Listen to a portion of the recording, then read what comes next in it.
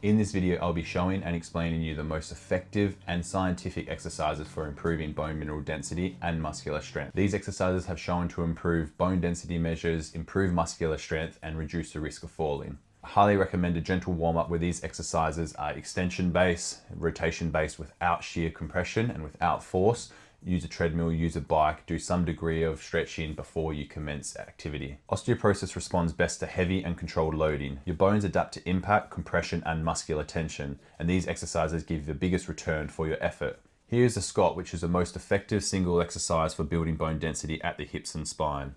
The weight sits on the back, which is loading through the spine, and you're responding to this weight pushing through. The squat is putting tension on the areas such as the femur, the pelvis, and the lumbar spine, which is where we want to improve bone mineral density. It is important to have the feet just outside of hip width, sit back to a chair or a box if needed, chest tall, eyes forward, and push through your heels. The modification to this, if you cannot use the barbell on the back, would be using a chair, dumbbells, no weight, or using gym rings for support. The impact part of this program is teaching your body to generate ground reaction forces safely. You need to stand underneath a bar that's suitable at a height for you, and then use your legs to jump and assist. So you're going to squat, jump up to grab the bar, pull yourself up slightly, and then lower yourself under control, but you want to land where you have impact into the feet. Equivalent to this is standing in a squat jump, and you're going to jump up and then land back down. Pressing a weight overhead strengthens the spine, the neck, and the upper shoulder muscles. The importance is that the weight is coming down through the spine here. You need to brace your core. Do not flare or hyperextend your upper back to control the weight, and then use a nice, easy weight that you can control slowly. The deadlift is another exercise that's shown to improve bone mineral density as it trains a posterior chain, which is the glutes, the hamstrings, and the spinal stabilizer muscles. The important points here is to hinge from the hip, not your back.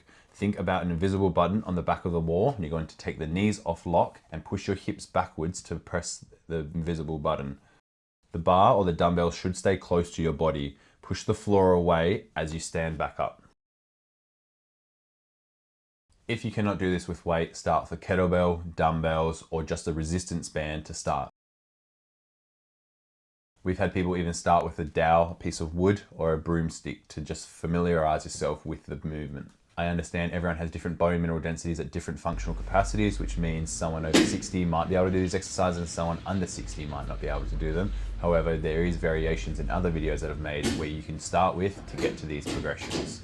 These exercises target the areas that most commonly lose bone density, which is the hip, the lumbar spine, and the wrist. But it's not to say it's not working other areas of the body. They are definitely working other muscles and bones in the whole skeleton. However, these three areas are shown to have the biggest change with these particular exercises. There's a few quick reminders here. It's normal to have muscle fatigue and feel tired, but it's not normal to have any sharp pain during these particular exercises. We do recommend working with your health professional for these particular exercises until you have the technique down. If you have the weights in your home, you can do it from your home environment. In a gym environment where you have supervision or additional weights is always a better option. The study that this is referenced from is the LIFTMOR study, where they did 5 repetitions of 5 sets. However, with this, you do not need to stick to this protocol 5 by 5. There's other studies showing that we can be doing different reps and sets. I would work with a professional first to get to 5 by 5, because the 5 by 5 is 5 repetitions of 5 sets, but it's based off 85% of your 1 rep max. This means if I can only do 100 kilos press for 1 repetition, then I need to be doing 5 repetitions at 85 kilos.